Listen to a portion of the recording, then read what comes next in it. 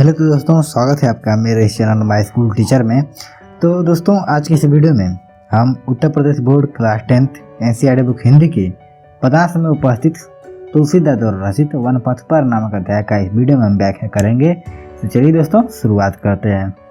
तो दोस्तों, शुरुआत करने से पहले मैं आपको बता दूं कि जो 1 से तीसरे तक की जो व्याख्या है, हम इसके पिछले वाले वीडियो में हम इसका अध्ययन कर चुके हैं। तो दोस्तों, आज की इस वीडियो में हम चौथे और पांचवें का अध्ययन करेंगे, जिसमें चैप्टर खत्म हो जाएगा।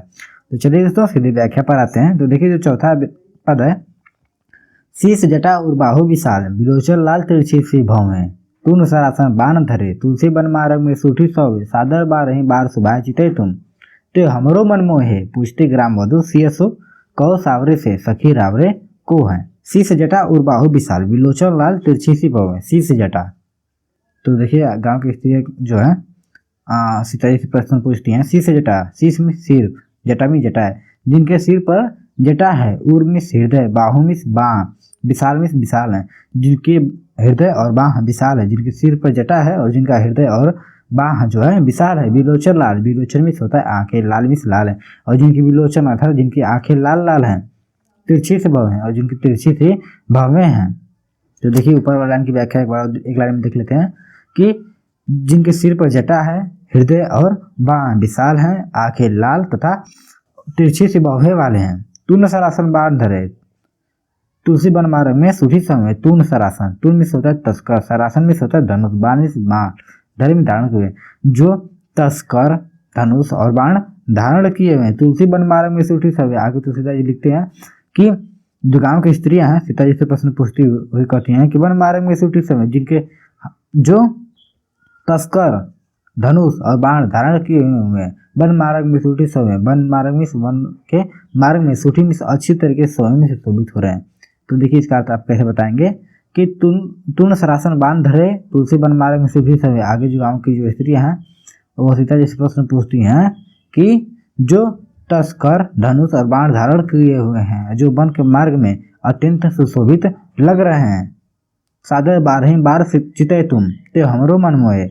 सादर बारही बार, सादर बारही बार में सादर में होता है आदर सहित, बारही बार में से बार बार, सुभाय में सुंदर दृष्टि से, चित्त में देख रहे हैं, तुम्हें तुमको, अर्थात किसको, सीता जी को। देखिए इसके प्रश्न में देखिए, सादर बारही बार सुभाय चिते तुम, ते हमरो मन मोहे। तो देखिए क्या है कि जो अत्यंत आदर सहित बार बार सुंदर दृष्टि से आपको देख रहे हैं, ते हमरो मन मोहे, और उनका इस प्रकार से देखना, त्यो मिस उनका, हमरो मिस हमारा, मन मिस मन को मोहे मिस मोह रहा है, और उनका इस प्रकार से तुमको देखना हमारे भी मन को मोहित कर रहा है, हमारे भी मन को अपनी ओर आकर्षित कर रहा है।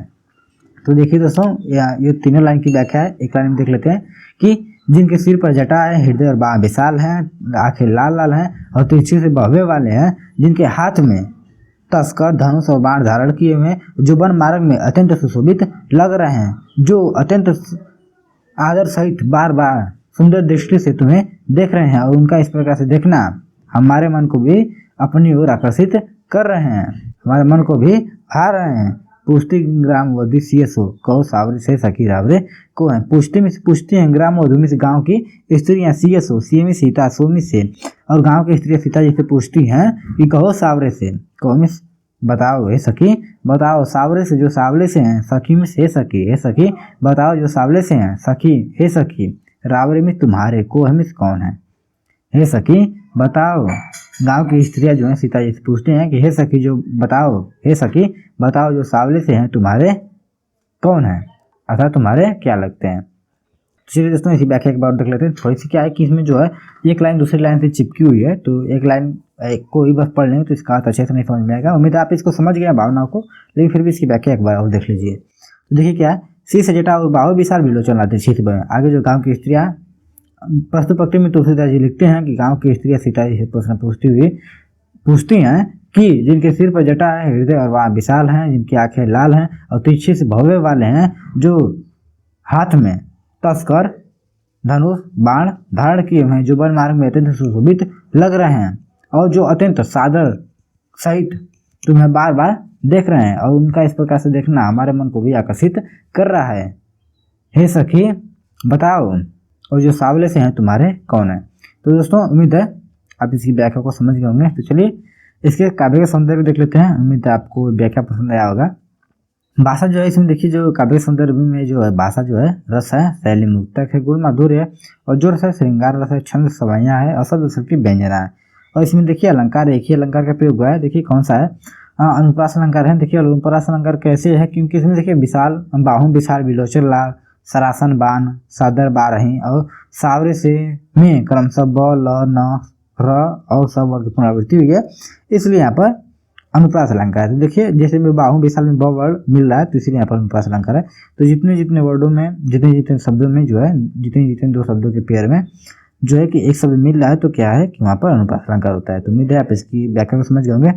तो चलिए दोस्तों हम बढ़ते हैं पांचवीं व्याख्या। देखिए जो पांचवा है, सुनी सुंदर बन सुधार रसाने सयानी है जानकी जानी भले तिरछे करी नैन दे सैन तिन्ने समझाई कछु मुस्काई चले तुलसी तही अवसरी सोहे सब अवलोकित लोचन लाहू वाले अनुराग तड़ाक में भानु उदय बिगसी मानो मंजूर कंजी कली।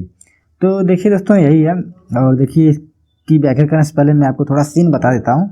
इसमें देखिए क्या होता है कि जो चौथी पंक्ति है इसमें जब गांव की स्त्री जो इनकी सुंदरता के व्याख्यान करते हुए उनका संबंध जानना चाहती है कि आखिर में श्री राम और आपके बीच में क्या संबंध है।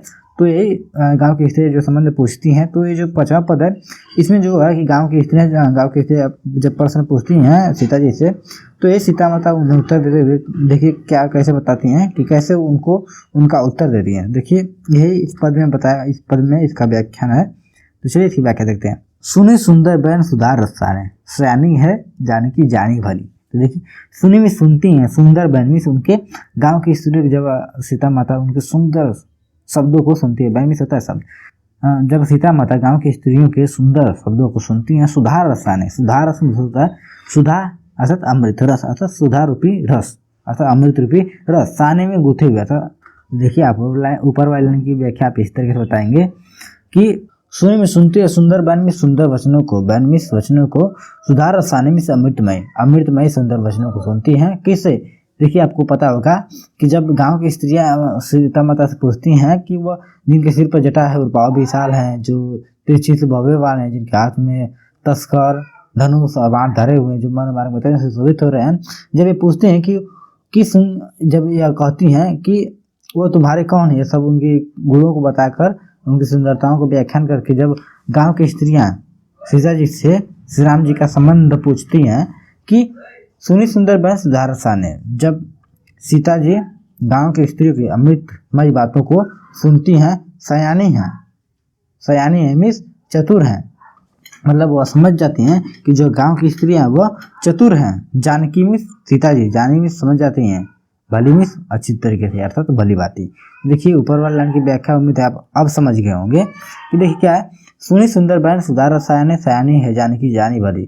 जब सीता माता गांव की स्त्रियों की अमृतमय शब्दों को सुनती हैं तो समझ जाती हैं कि जो गांव की स्त्री हैं वो अत्यंत चतुर हैं, वह श्री राम जी से और मेरा संबंध जानना चाहती हैं। जानकी जानी भली, जानकी में सीता जी, जानी में समझ जाती, भली में अच्छी तरीके से, सीता जी अच्छी तरीके से समझ जाती हैं।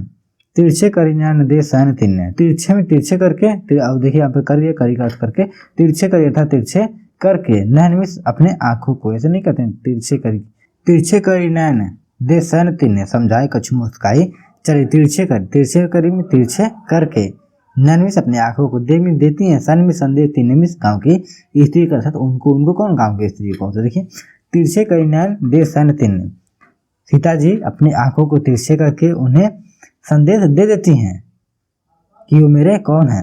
समझाए कछु मुस्काई चली, समझाए कछु में कुछ समझा करके, मुस्काई में मुस्कुरा कर चली नहीं शब्द लगते चल जाती हूँ वहाँ से। तो देखिए जैसे नहीं होता है कि कोई पूछता है अरे कौन है, तो कोई कहता है कि अरे मेरे वो है वो का हुआ ना कि वो मेरे। तो ऐसे ही जहाँ जैसा माहौल होता है वैसे माहौल में कोई ऐसे कहता है कि मेरे वो है तो इंसान समझ जाता है कि आखिर में वो क्या कहना चाह रहा था। तो देखिए जो सीता जी हैं वो गाँव की स्त्रियों के ऐसी उत्तर दे देती हैं कि वो मेरे पति हैं। तो देखिए कैसे फिर से व्याख्या देख लेते हैं दोनों लाइन की।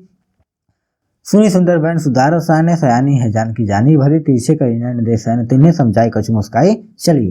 तो देखिए क्या है, जब गांव की स्त्रियां उनसे जब प्रश्न पूछती हैं तो सीता जी उनकी भावनाओं को समझ जाती हैं। सुनी सुंदर बैन सुधार रसाने, जब सीता जी गांव की स्त्रियों के अमृतमय बातों को सुनती हैं तो वो समझ जाते हैं कि जो गांव की स्त्रियां वो अत्यंत चतुर हैं, जानकी जानी भरी, और जो सीता जी हैं वह अच्छी तरीके से भली बातें जान जाती हैं कि वो क्या पूछना चाहते हैं। तिरछे करी नयन देसाने तिन्हे, सीता जी अपने आंखों को तिरछे करके उन्हें संदेश दे देती हैं, समझाए कछु मुस्काई चली, और कुछ समझाकर मुस्कुराकर वहां से चल जाती हैं। तो इसका मतलब कि ऐसे वो हो गया कि मैंने बताया था कि आप ऐसे लिखेंगे कि वो अपने नेत्रों से उनके प्रश्नों का उत्तर दे देती हैं। तो देखिए आप ऐसे बताएंगे कि वो अपनी आंखों को तिरछे करके उन्हें संदेशा दे देती हैं कि मेरे पति हैं, और ऐसे ही कुछ समझाकर वह मुस्कुराकर वहां से चल जाती हैं। तुलसी ते ही अवसर सोहे सबे, और लोहित लोचन लाहू वाले। तुलसी में तुलसीदास जी लिखते हैं कि गांव की स्त्रियां ते ही अवसरे सोहे सब, ते ही अवसरे में उस अवसरे में समय, सोहे में सुशोभित, सब में सब कुछ लग रहा था। तो यहाँ पर देखिए कि प्रश्न पक्ति में तुलसीदास जी लिखते हैं कि वहां पर गांव की स्त्रियों को उस समय सब कुछ सुशोभित लग रहा था, अर्थात सबको जो श्री राम है अति में सुशोभित लग रहे थे। और लोकती लोचन लाहू वाली, अलोकती में देखती हैं, लोचन में आंखों को, लाहू में लाभ लेती हैं, अली में सखियां, और जो गांव की सखियां होती हैं वह श्री राम को उस समय देखकर अपनी आंखों को आनंद ले रही थी। अर्थात इसका मतलब ये हुआ कि जो गांव की स्त्रियां हैं वो श्री राम को उस वन मार्ग में देखकर उस समय उनको यह सब कुछ इतना सुशोभित लग रहा था कि वो उनको देखकर अपनी आंखों को आनंद प्राप्त कर रही थी। इसका मतलब यह है कि वह श्री राम जी को देखकर वह अपने जीवन को धन्य मानने लग रही थी। अनुराग तड़ाग में भानु उदय बिगसी मानो मंजूर कंजकली। अनुराग तड़ाग, अनुराग में होता है प्रेम, तड़ाग में तालाब, अर्थात अनुराग तड़ाग अर्थात प्रेम रूपी तालाब में भानु उदय, भानु में सूर्य, उदय में उदित हो गया हो। गांव की स्त्रियों को ऐसा लग रहा था कि प्रेम रूपी तालाब में सूर्य उग गया हो। बिगसी मानो मंजूर कंजकली, बिगसी में विकसित हो गए अर्थात खिल गए हो। मानो में मानो, मंजूर में सुंदर, कंजकली में से कमल की कलियां। अर्थात अब इसको ऐसे बताएंगे कि गांव की स्त्रियों को उस समय सब कुछ सुशोभित लग रहा था, वह श्री राम जी को देखकर अपनी आंखों को आनंद प्राप्त कर रही थी, अर्थात उनके सौंदर्य को देखकर अपने जीवन को धन्य मानने लग रही थी। अनुराग तड़ाग में भानु उदय बिगसी मानो मंजूर कंजकली, और उन्हें ऐसा लग रहा था कि इस गांव के प्रेम रूपी तालाब में सूर्य का, राम रूपी सूर्य का उदय हो गया हो, और जिससे अनेक कमल की सुंदर कलियां खिल गई हों। तो दोस्तों उम्मीद है आप इसी व्याख्या को समझ गए होंगे। बस इसमें देखिए जो लास्ट की 2 लाइनें हैं यही उम्मीद है कठिन आपको लग रहा होगा। तो इसमें जो है क्या कीजिए कि आप इसको थोड़ा सा एक बार और देख लीजिए, और उम्मीद है आप इसको समझ जाएंगे। तो चलिए इसके काव्यगत सौंदर्य को देख लेते हैं। देखिए सर जो काव्यगत सौंदर्य है, भाषा ब्रज भाषा है, शैली जो है चित्रात्मक व मुक्तक है, और जो गुण है माधुर्य है, रस श्रृंगार रस है, और जो छंद है सवैया है, और शब्द शक्ति इसमें व्यंजना है। इसमें देखिए 3 अलंकार का प्रयोग हुआ है। कौन कौन से अलंकार है? अनुप्रास अलंकार है, रूपक अलंकार है, और उत्प्रेक्षा अलंकार है। तो देखिए अनुप्रास अलंकार कैसे है? सुनि सुंदर जानकी जानी, तिरछे करी तुलसी ले, तुलसी ते ही, और लोचन लाहू में। तो देखिए सुनि सुंदर में स, जानकी जानी में ज, और तिरछे करी में र, तुलसी ते ही में त, और लोचन लाहू में ल वर्ग की पुनरावृत्ति होने के कारण यहाँ पर अनुप्रास अलंकार है। और देखिए रूपक अलंकार कैसे है? सुधा रसाने में, उपमेय में उपमान की कोई भेद नहीं है, उपमेय और उपमान में कोई भेद नहीं है, इसीलिए यहाँ पर रूपक अलंकार है। और देखिए उत्प्रेक्षा अलंकार कैसे है? मानो मंजूर कंजकली में उपमेय में उपमान की संभावना को व्यक्त किया गया है, इसलिए यहाँ पर उत्प्रेक्षा अलंकार है। तो दोस्तों उम्मीद है आप इसकी व्याख्या साथ ही इसके काव्यगत सौंदर्य हर एक पॉइंट आपके क्लियर हो चुके हैं चैप्टर से रिलेटेड। तो उम्मीद है आपको जो वीडियो जरूर पसंद आया होगा, तो प्लीज़ वीडियो को लाइक कर दें। और शिक्षा लिए तो दीक्षा तो देनी पड़ेगी, तो आपको दीक्षा स्वरूप यही देना है कि हमारे चैनल को सब्सक्राइब कर लीजिए, और सब्सक्राइब करने के बाद आने वाली नोटिफिकेशन बेल को ऑल पर सेलेक्ट कर दीजिए, ताकि जैसे ही हम अपने चैनल पर कोई भी वीडियो अपलोड करते हैं तो उसकी नोटिफिकेशन आपको सबसे पहले मिले। तो दोस्तों मिलते हैं सीधे अगले चैप्टर में। Thank you.